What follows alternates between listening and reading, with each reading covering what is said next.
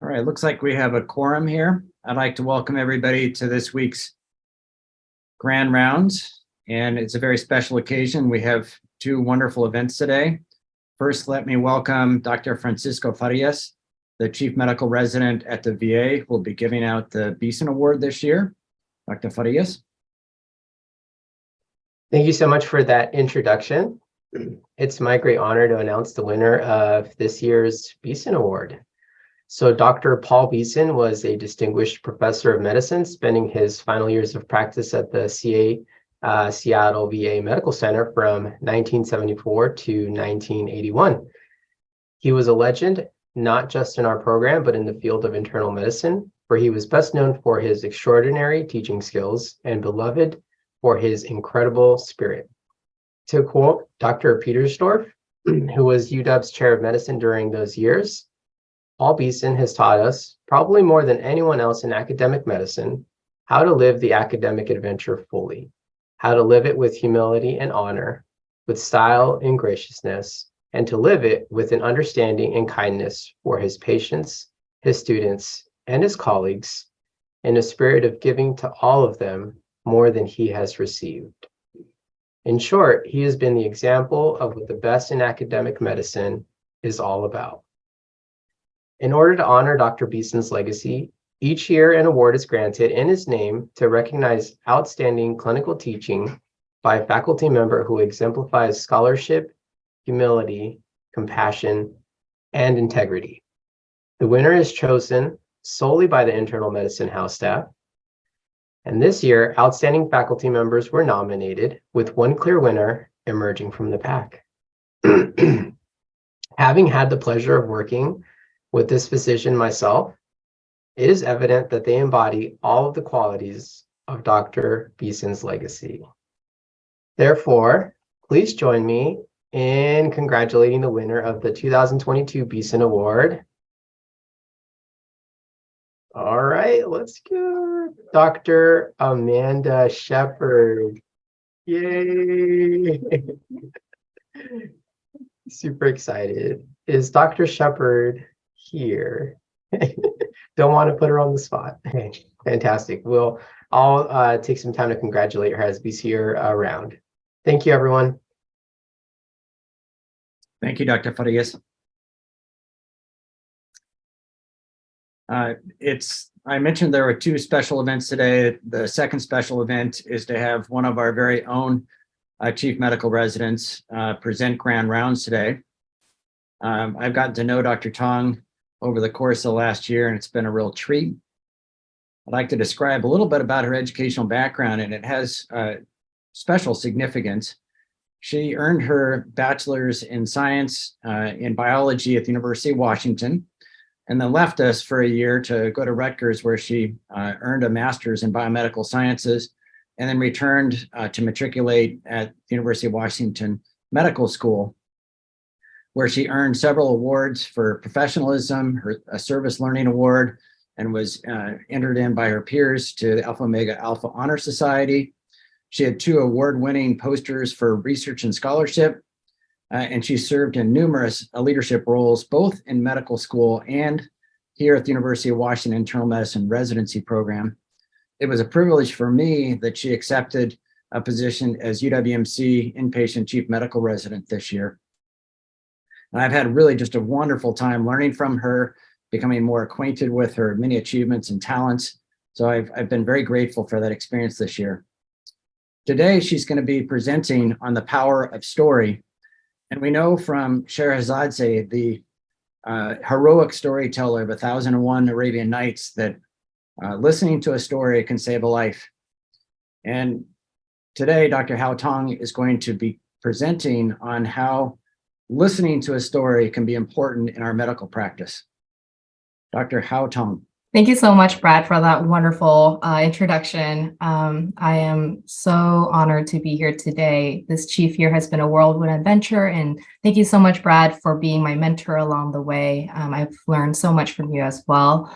And I'm so excited to present my cumulative project for the end of the year, something very personal to me, the power of a story. So let me share my screen here and make sure I do this correctly. You'd think I would know how to do this well after an entire year, but sometimes things get a little glitchy. Okay, we're ready to get started here. So today, the title of my talk is going to be The Power of a Story. We're going to learn how to reframe patient-centered care. Of course, in my young career, I have yet to have any disclosures, so nothing for me today, as well as the Grand Rounds Planning Committee disclosures. So today we're going to do something a little bit different for Grand Rounds. I'm going to take you on a journey, and through this story, I hope that we're going to learn to be better listeners, to bear witness to the human struggle, how to build community, and using trust as a means of improving the care that we provide patients. And then, of course, because this is medical Grand Rounds, we'll start with a case. Today, we have a 68-year-old man with a history of hypertension, hyperlipidemia, who presented to the primary clinic, sharing that they're struggling with insomnia. As we learn more of our patient, he shares with you that he's been struggling with this for years. He says that he goes to bed around 11 p.m., falls asleep around 1 to 2 a.m., and wakes up at 7 a.m. for work. He shares that he has both issues falling asleep and then also maintaining sleep once he falls asleep. He shares that he also wakes up frequently throughout the night, feels really tired in the morning. And then things that help him fall asleep is, he says, I drink a couple of beers and I watch TV and eventually I fall asleep. Sometimes on the couch, and then sometimes he feels tired after watching TV and goes to bed. The only other thing that you note on his review of systems is just he has a couple episodes of nocturia, but otherwise normal. So of course, you astutely delve into your interview and ask about his medical history, only notable for hypertension and hyperlipidemia, which he takes those medications for. And then when you ask about his social history, you note that he's married, he's got 4 kids, he owns a convenience store, and he was a previous smoker, but quit 30 years ago. And then alcohol use, he says maybe 4 to 5 drinks a week when he's feeling particularly hard to sleep. And then no other substance use. So based upon this, you come up with a basic plan for him. You tell him, let's try to avoid fluids 2 hours before bedtime. May recommend some stuff in terms of avoiding TV before bed, because of course blue light can make that worse. And then you tell him there's also medications and say trazodone is a good start and he can take that as needed. So pretty straightforward, right? Kind of a patient coming in for insomnia, ask all your right questions, and you come up with a good plan for him. Well, I'm here today to share with you that this is going to be my father's story, and he's going to help us learn how approaching our patients with a narrative interview and focusing with a narrative medicine approach challenges us to dive deeper and be more curious physicians. And really how being intentional and present in learning a patient's story allows us to bear witness and give primacy to a patient's voice, truly aligning us with providing patient-centered care. So let's reframe my father's clinic visit a little bit. Once again, we have a 68-year-old man who's concerned about insomnia and sleep and awakenings for years now. But, hopefully he has his wife there and she's sharing some additional information. She shares that she finds him often moaning in his sleep, waking up yelling. And the things that he yells of or says his dreams have is being attacked, bloodied figures chasing him, family members crying, and he says that this has been going on since the war. And then when asking more about who he is as a person, you note that he's a refugee of Vietnam. He arrived in the US in the 1980s. He was previously an officer in the South Vietnamese Air Force. And so when you hear him share with you that he's been having this since the war, it's with this small phrase that you realize there's more to be said. So in sharing my father's story with you today, my father never got a chance to finish college. A war hit our country and he was forced to go into war in the 1970s. He started as an officer and eventually learned how to fly helicopters where he would carry soldiers onto the battlefield. When Saigon fell in 1975, he was brought to a re-education camp where he was forcibly interned by a communist regime for over a year. This is the path that many refugees took post-war. A lot of people who are affiliated with the South Vietnamese side of things were forced into these re-education camps as a way of the government of controlling them. However, after about a year, he managed to escape home where he made plans to flee the country, knowing that if he stayed, he would be placed back into a camp. At that time, him and his wife, my mother, had 3 children, ages 5, 3, and 1. And fleeing the country with a group of 5 people would be highly risky. Bigger group, easier to catch. And so it was with that thought that my dad and my mom made the difficult decision of splitting their family up. My dad would go first, and then my mom would try to go later. And so he left first with my oldest brother and like 2 million other Vietnamese refugees during that time. They were a part of a group of people called the Boat People. He spent, from his recollection, over a week at sea with a boat of over 100 people, cramped quarters, floating, just hoping someone would pick them up and bring them to one of the refugee camps they had heard about. Over 2 million people leaving everything behind to find something better. And eventually, he was picked up and he was brought to Galang refugee camp, one of the biggest camps in Indonesia. This is a picture that I was able to delve up from the tin boxes of our family dresser of my dad right in the middle with my brother at that time, age 5, in the bottom right there, and then a cousin or family member or friend, I'm not too sure, over on the left-hand side there. So he and my brother, who was 5, spent 2 years bouncing around refugee camps in Indonesia, Malaysia, and Thailand. They were hoping that my mother would eventually make her way to the shore with my other siblings. But the difficult thing is that she never came. Turns out my mother had stayed behind. The government was kind of holding her family and my father's family hostage because of his betrayal to the country and him leaving himself. So when he finally found out through the grapevine that my mother was staying behind, he decided it was time to leave and try to make his way to his next country.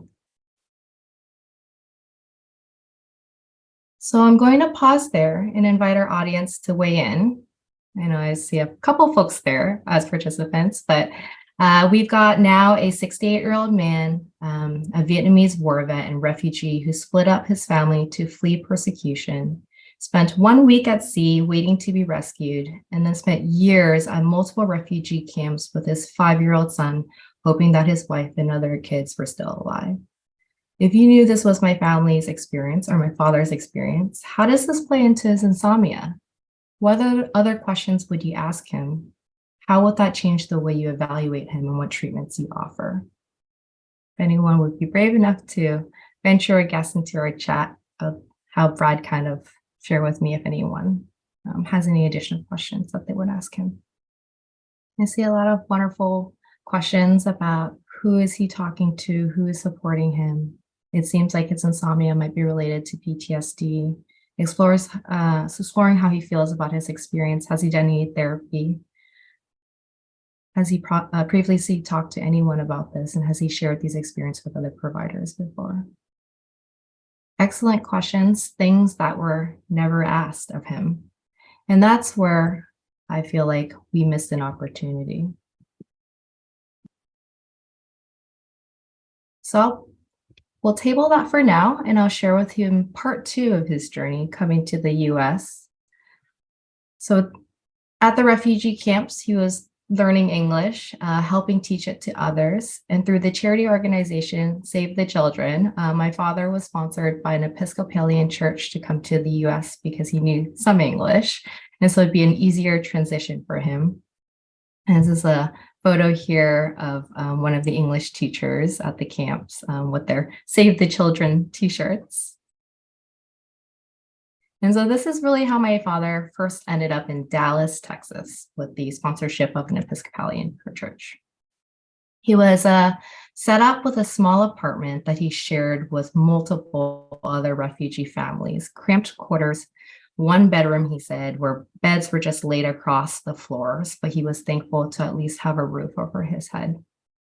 The population in Dallas, Texas at that time was about 200 folks. So he was a pretty early group of refugees to that area. It was not only a culture shock, as one would imagine, but also the sentiments of post-Vietnam War was still lingering. And my father really experienced an unwelcoming racist environment. Despite being supported by the church, there are many acts in that area of overt aggression towards Vietnamese refugees throughout the state. This picture encompasses one of those episodes in which there was a lot of retaliation against Vietnamese refugees because of the concern that they were taking jobs away from folks in that area. Similar kind of narrative to what we even talk about nowadays.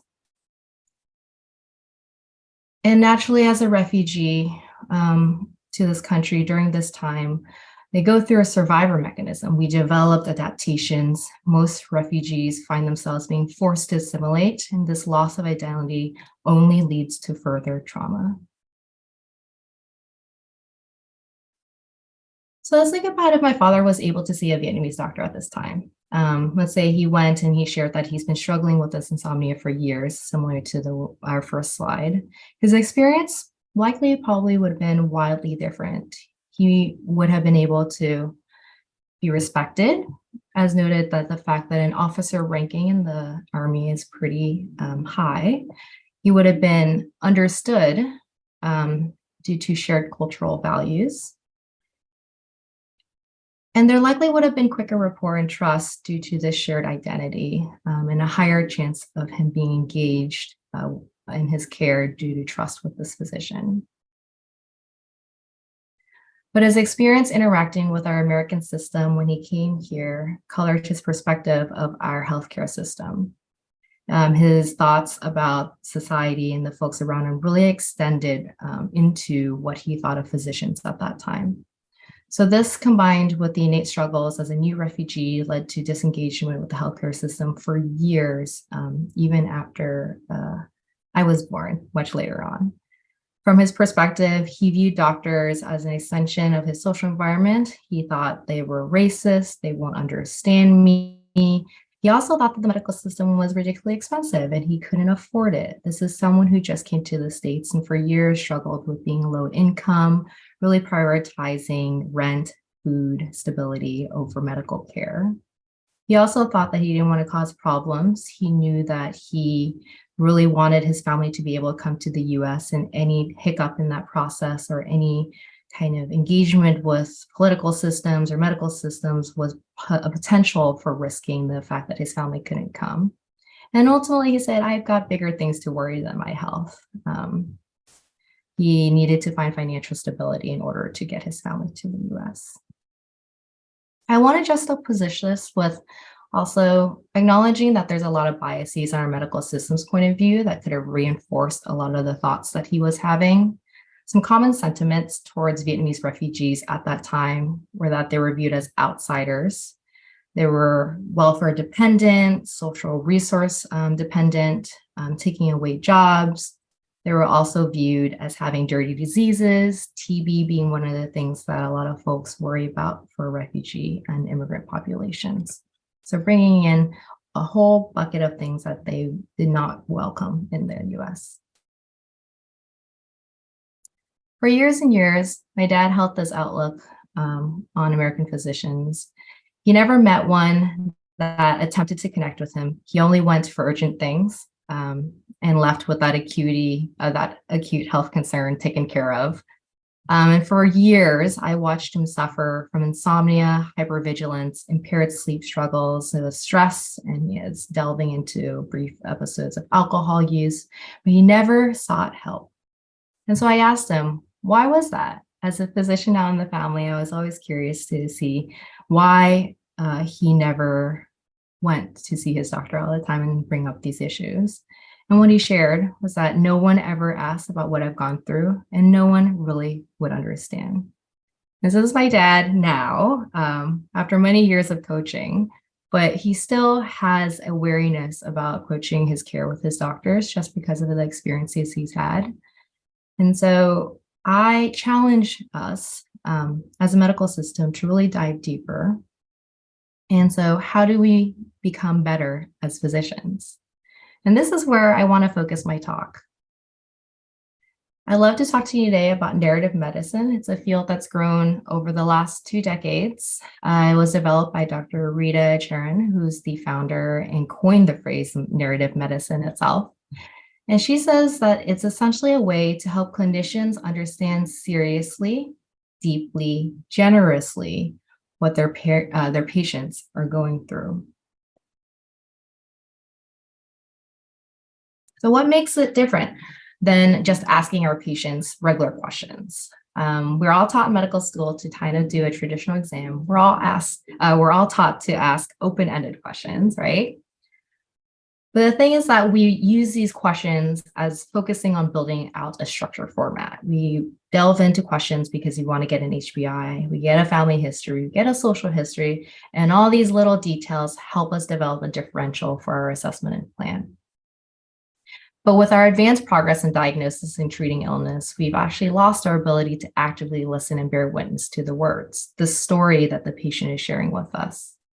We use these little keywords as we go through with our interview to build that differential, and we actually filter out what we deem the unnecessary. And so narrative medicine actually shifts our traditional format to more inquisitive listening, focusing on the experience of the illness and the person that is experiencing that illness. There's less questions, there's open-endedness, but less questions, but more space to listen, more probing. And so as a result, we're shifting from an interviewer type of format to really a narrator, listener type of format. And why is it important? Through the practice of narrative competency, we can recognize, internalize, interpret, and be moved by stories of illness.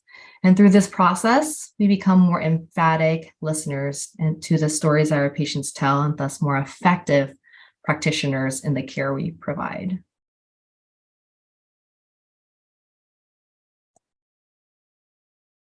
So Dr. Rita Charon, the founder of the field, discussed that there's 4 different domains of effect that narrative medicine actually encompasses. That is, why does it matter and how does it contribute to my daily practice? The first is kind of a given. Of course, within narrative medicine, we acknowledge that we're improving that patient-physician relationship, right? That's what we kind of go to, that's what we delve into, and that's what we develop and focus on. However, oftentimes we acknowledge that we do not have clear answers to patients' questions about their illness, rather than we bear witness to their perspective and their story. And it's through that process that we're able to build a therapeutic alliance, tailor a differential to the person in front of us, and convey empathy. And through this process, we engage the patient in obtaining effective care. So that one we can understand a little bit more straightforwardly. The second domain of how narrative medicine actually improves us as physicians is really physician self. Narrative medicine allows us an opportunity for a reflective practice, which allows practitioners to identify and interpret their own emotional responses to patients and illness. That is, taking a step back when we hear these stories to see how we feel about it. And through that process, through that introspection and connection with the self, it leads to a more engaged provider that is adept at understanding how illness really impacts our patient. So that physician self is often something that we forget. We hear stories all the time, we ask questions, but we never really take that additional step of how is that making us feel? How are we thinking about this illness through the lens of a patient? And so that would be the second domain that narrative medicine contributes to. The third concept is physician other. So we're broadening it out from self to how our interactions with other physicians are. Narrative medicine can be used as a way to connect with others, and through storytelling of the cases we've seen, through witnessing the struggles that our patients have gone through and sharing that with others, you can build a community of shared understanding within the field where we share in each other's triumphs and really comfort with each other's griefs. So really being able to open up, connect to not just the patient in front of you and not connect just with yourself, but with other physicians within the field. And this last domain that Dr. Charan brings up is really interesting to me because I think it never really occurred to me that there's, of course, the patient-physician kind of relationship. There's the patient's or physician self, and then of course there's connections between me and other providers. But we forget that as physicians, we're also this hierarching emblem in society. We harbor this very public trust type of entity. And so over the years, I'm sure people have seen that the public trust in our medical systems have been eroded. And there's a lot of suspicion as to the physician motivations, especially with healthcare policies and insurance coverages. And so I think that patients and society itself have really developed a suspicion towards the motivations of providers.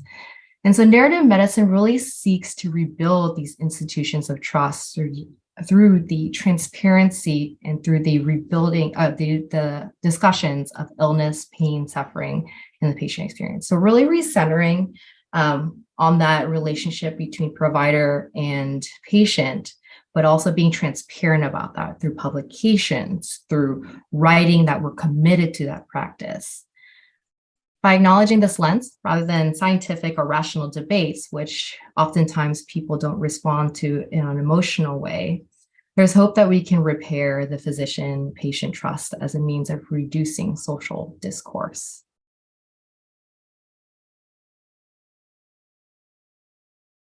So going back to the domains, I wanted to note that 2 of the 4 are really focused on the beneficiary aspects of narrative medicine for the provider themselves. First of all, we have physician self, and then of course we have physician other.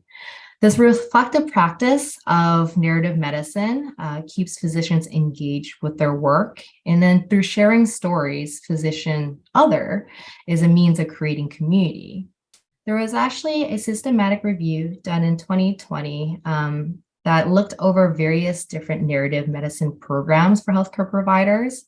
And what they noted is that there was high participant satisfaction with these programs, and there was improvement in competencies such as resilience and burnout, confidence in care, and improved personal accomplishment, relationship building, and of course, empathy.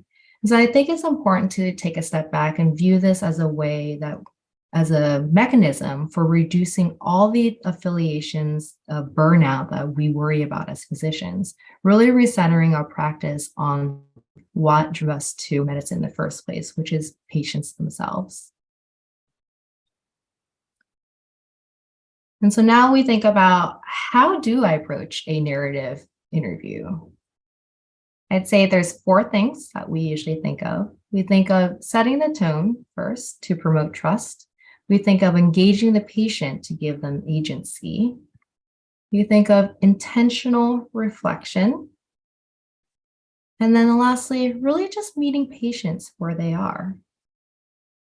So these are kind of very broad terms. And so we'll now dive into what it actually looks like when you're engaging this type of interview with a patient. Setting the tone, pretty easy. You can just simply say, I appreciate you coming in today. What is important for you to talk about today? An open-ended question, but really aligning with a patient's perspective rather than saying, thank you for coming in today. What do we want to talk about, kind of thing? What is important for you to talk about? In regards to patient agency, I really love this question because I think it opens up a box of so many, like, it challenges exactly what you are enforcing on the patient, but really eliciting what they are going through. What is your perspective on what's going on? What is your perspective on your insomnia? What do you think is going on? It's a simple question, but can really open up the room a lot. And then third thing, in terms of intentional reflection, you can think to yourself after your visit, oh, I noted in my note, or I noted in our discussion that patient X shared with me this today. And then last time they shared with me this. I wonder how these things are related. I wonder how these things are connected. I'm curious to know where things stand in their story. So next time I will ask more about it. One way I do this is I just do a little sticky in the EMR in terms of noting that this patient said this thing, and then at the next visit, when I pull it up, I can see that little sticky and then kind of figure out where I can pick up that conversation and rewrite that chapter or continue that chapter. And then lastly, when we think about meeting patients where they are, it's more of understanding that patients are the protagonists in their story. And so if they have made an active choice to not share something with you, we should never probe deeper than that, and we should never push them. Patient hesitated to talk about some specific topic today. Perhaps today is not the day, and we'll simply allow them to continue at their own pace, really meeting patients where they're feeling their comfort levels are.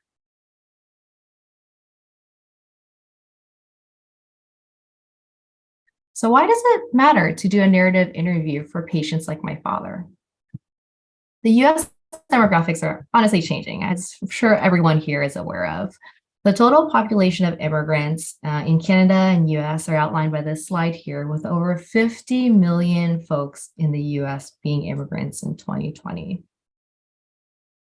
To bring it to a more tangible local level, this was a Seattle Times article, I believe this was in 2018, that showed that 30% of Washington residents are immigrants or children of immigrants. More than 30%, that's a lot. One of our states, it's one of the states that has one of the most, so California being, of course, more than 50%. And then there was an additional article that showed that from 2010 to 2021, immigration accounted for a net population growth of over 221,000 people and drove the population of Washington state up by 6.4%. And 10 years ago, Seattle actually had one of the most diverse zip codes in the nation, 98118. And so it just really alludes to that the patterns of immigration in Washington state there's a lot of folks from different countries. And yet, these are often one of the most vulnerable populations when it comes to being misunderstood due to ideological, cultural, language barriers, health literacy barriers, just to name a few. This leads to disparities such as lack of health insurance, barriers to access and quality health care, concerning workplace conditions, access to education, and of course, income and wealth gaps. I do want to emphasize, though, that while we can track patterns of immigration and learn about events that drive people to leave their country behind, read news stories, create that awareness, it is dangerous to anchor on a single story, similarly to the danger of anchoring on a single diagnosis initially. Because single stories leads to people generalizing and making assumptions about people. This quote here, is from a Nigerian author, and she did a wonderful TED Talk on the dangers of a single story. And in it, she shares the single story creates stereotypes. And the problem with stereotypes is not that they're untrue, but that they're incomplete. They make one story become the only story. And so I just wanted to highlight the fact that each experience is different. Each journey is different. No story is the same as someone else's. And this is why it's important to listen to the story of the person right in front of you. So yes, we all want to be better listeners for our patients. We all want to hear their stories. But with the medical system, the way it's set up, let's talk about the white elephant in the room, which is, how do I find time to do this? The truth is, I don't think it takes that much time. We often worry about narratives taking too much time, but truly every interaction in itself is a story with a chief complaint as its introduction and a plan at the end at the conclusion of the visit. So every visit in itself is a story. It's actually how we approach obtaining that information with close listening, with reflection on the interaction that helps us learn more about the patient. And so we can apply this concept that we talked about, the tone, the agency, the reflection, meeting patients where they are. We can apply it to people like my father. And so we can start simply. Tell me a bit about your childhood and your time in Vietnam. Asking permission, would you feel comfortable sharing with me your journey to the US? These are things that people in the chat box had really highlighted a little earlier. What is something you wish your doctor knew about you? And then once you get that information, intentional reflection. He said that his wife is still in Vietnam and cannot come because of the government. I didn't know the government could do that. I wonder if it's the same for other refugees, really evoking that curiosity about your patient. And then in terms of meeting patients where they are, you note that he didn't really open up about his experience as a boat person. Let's table that for another day and respect that boundary. Let's keep a note in our charts to revisit that at another time when perhaps you need that space and time to build trust before he feels comfortable sharing that experience of his life.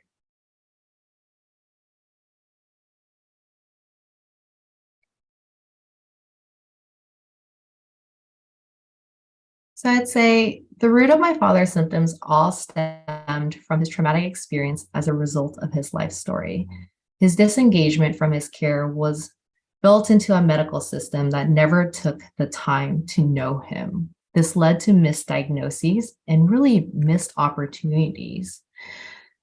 If someone had taken the time to learn his story, they could have realized that his trauma, first from the war, then from his experience as an outsider in the US, led to many physical symptoms throughout his life. The trauma that he sustained and the stressors being in the US are also acculturation, traumatic, resettlement, isolation. These are all elements of stressors that many refugees encounter when they're coming to the US. And then specifically for him, physical manifestations that you may have missed is that his insomnia was worse around his parents' death anniversaries due to survivor's guilt, and that his night terrors were actually worse around fireworks season. And so one can argue that if someone had just asked a little bit more, listened a little bit deeper, and most importantly, given him that psychologically safe space to apply his perspective to his illness, he would have suffered much less. And at the same time, he may have been able to build a relationship with you as his doctor and been more engaged in his care.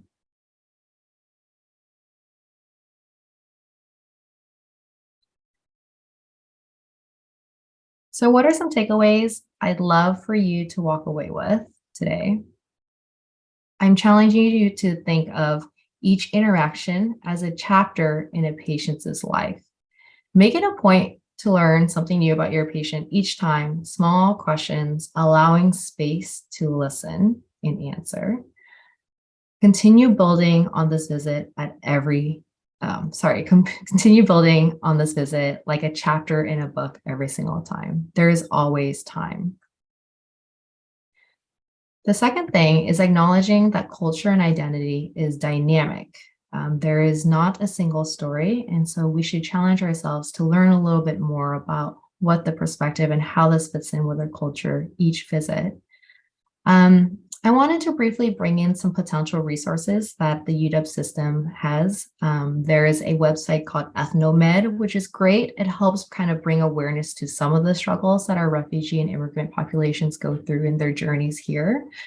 And then the other thing is utilizing our cross-cultural mediators at Harborview. These are people who have been embedded in the community that have a little bit of the shared perspective that some of our patients are going through. And so they can provide a lot more insight into what patients are going through.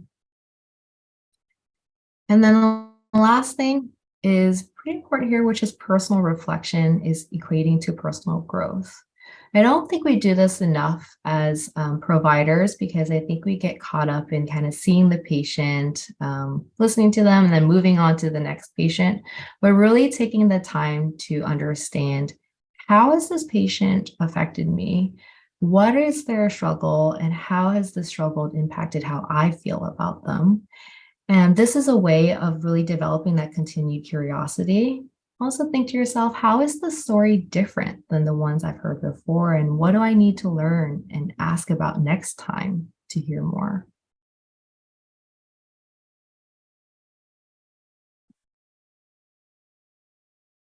So it seems only appropriate to end with my dad. My mother and my other siblings joined my father 10 years later after being apart.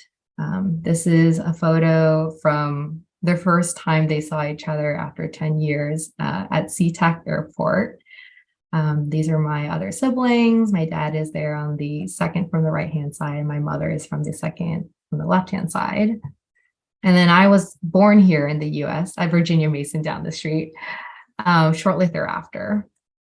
My parents, through the years, owned a couple of small convenience stores, first in Portage Spray across the water, and then in Des Moines. And then ultimately, they were able to retire last fall, and they're currently thriving in their retirement. But the thing I wanted to highlight is really, in this day and age, administrative burdens and a complex medical system leaves physicians clinging to an essence, clinging on to that original essence of medicine, learning how we can help the person in front of us. But how can we help the person in front of us if we don't know who they are and the life they've lived? Their stories provide insight into someone's values, desires, and fears. And really, I only wish someone took the time to get to know my dad and his story.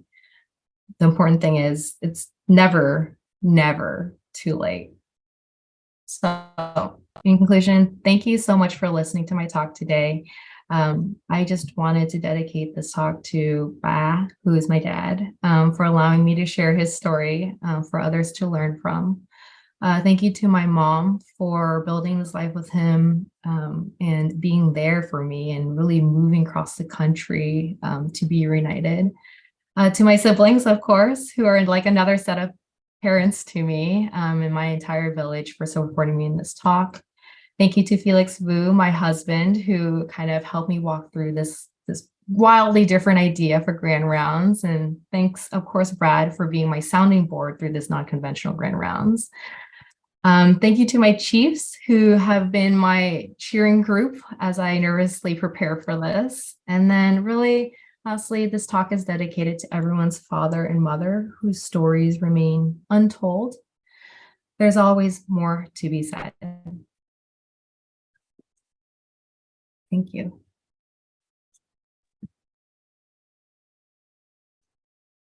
Before I take questions from the audience, I just want to commend you for a wonderful and very moving talk, Dr. Tong. It was just terrific. I promised at the beginning of the Grand Rounds when I introduced Dr. Tong that you needed to pay attention to her educational background.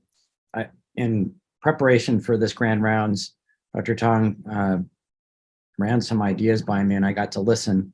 And I said I was going to introduce her today, and I told her what I was planning on doing. And then I asked, am I missing something? Is there something you'd like me to add? And I got another piece of her story when I asked that question. She disclosed to me that she is the first person in her family to go to college. And I mentioned that she went to college and graduated with honors. Then she went on and got a master's. And of course, she went to medical school. And every step of the way, she excelled. But importantly, she acknowledged the gift that her family brought to this. It takes a family really in this setting. So this wasn't just her achievement, it was her achievement and her family's achievement. So I thought that was a wonderful addition to her story that I didn't know. I'd like to move on to the questions. There are many accolades in the chat here, Dr. Tong, but one of the questions is a practical one and one that I wrestled with when I listened to your talk. Dr. Wald asked really about the blue screen we face as clinicians when we see our patients. When you see your patients, what proportion of the time do you look at the computer screen? To me, that is what makes the trust building challenging, when you don't have your attention on the patient. Do you have some tips about how we can focus our attention on patients, listen attentively for their story, and still get some of the necessary work done, for instance, ordering medications and labs while they're still in the room? I definitely acknowledge that that's a really hard aspect of providing care to our patients nowadays. My way is I tell the patient that I'm gonna have to use the computer at the end of our visit just to make sure that we process all the things that we have to get done for you today. But from now until that last 5 minutes, I'm just going to be present for you, and I'm going to turn my computer away, and I may take some notes on a piece of paper, a little old school for me, but nonetheless, I'm just going to take some notes. And that's just my way of making sure that my attention is completely on you. But I do want you to know that because you're coming to me with these concerns, and you're coming to me, and perhaps we have to make some orders, I will at some point kind of reference the computer at the end. And I know, Brad, if there's anything that you also do with your patients. One of the things I've taken to doing, particularly with my initial visit, is I don't turn the computer on right away. I just look at the patient, sit there and ask them an open-ended question: what's most important for you to accomplish today? I thank them for taking an hour out of their day to come see me, and then follow up with what's going to make it feel worthwhile for that hour. And I don't turn the computer on or the chart on for a few minutes. That helps sort of set the tone. There may be other suggestions from the chat here. Dr. Connolly has a comment. First, she joins the accolades. Thank you for your important presentation. I would propose that another elephant in the room is that the metrics we are measured on do not value our building a relationship with our patients. I would argue that relationship is the single most important thing we create and fundamental to the doctor-patient relationship. We need to tangibly value relationship at every level of the system. Now, this is a question maybe you weren't prepared for, and you may need to take a minute to think, but how would we develop a metric or some way of valuing the patient-physician relationship? Is there a way we could do that so that we can acknowledge the importance of that? Because if it's not acknowledged, it may get ignored by those in administration and other folks that are making decisions about how much time we have for patients and so forth. Yeah, Dr. Connolly, that's an excellent question. One thing I think of is our shift to kind of time-paced billing. And I was kind of struggling about this because I anticipated one thing that we worry about is how do we bill for these visits? How do we get paid for these types of visits? And I think that the shift towards time-based billing has really helped acknowledge the fact that we spend a lot of times validating our patients' emotions and their stories, and that should be something we value in our medical system. I hope that that hangs around, but I think from your perspective, Dr. Connolly, I think that because this field is fairly new, only existing in the last 20 years, there will be time to catch up in the fact that there's going to be more studies showing the effectiveness of narrative medicine's integration, that there will probably be more data to sway medical systems to change. Thank you for that nice answer. Dr. Morris in pulmonary critical care has made a comment. And the reason why I said pulmonary critical care is it's to remind me to, before we close, to announce where Dr. Tong is going to be going in July.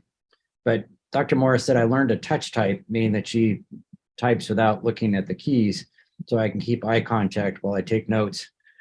Maybe the most important course that many of us missed was taking a course in keyboarding or typewriting. But that seems like a nice tip. Do you touch type, Dr. Tong? I do touch type, and actually this thing brings up an interesting point. I've always thought that a scribe setup would be very helpful because it does take away some of the more administrative tasks that physicians have to do. So that is a model that's being incorporated into a lot of primary care clinics, whether that it's an on-site scribe or a remote scribe that's just eavesdropping into the conversation. I felt like that's something that's also been a nice shift. Yeah, if I can ask a follow-up question, I'm glad you brought up scribes. Mhm. Can you talk a little bit about the delicate balance of having yet another person in the room as you ask questions that may or may not be personal, and you're trying to allow the patient the pace of which they want to disclose things? How do we balance that where we've got now a triangle in the room? Yeah, I think the best way is really transparency, because I think that through that transparency, we can build on that patient's trust. Just simply by acknowledging that one of the barriers that we have to being present with you today is the fact that I have to write things about you in the EMR, and that this person here is part of our healthcare team, and they're going to help me with that portion so we can completely recenter and refocus everything on you. That'd be Nice. the way I've delicately kind of approach it. Very nice. Well, I did want to make sure that everybody got to hear your destination. We're going to be losing Dr. Tong, at least for a few years, as she begins her fellowship in pulmonary critical care and joins colleagues such as Amy Morris and others in that important clinical field. She's going to be going to the University of Pennsylvania, and perhaps one day we'll get her and her husband and family to return to the Northwest. We'll see. Well, it's my husband and family that are gonna bring me back here because they love the Pacific Northwest. Obviously, I grew up here, so I'll be back, Brad. All right, fantastic. I don't see any additional questions in the chat, and I think this is a perfectly terrific time to bring this to a close. Thank you again for just a wonderful grand rounds. Thank you, Brad, for the opportunity, and thank you everyone for listening in today.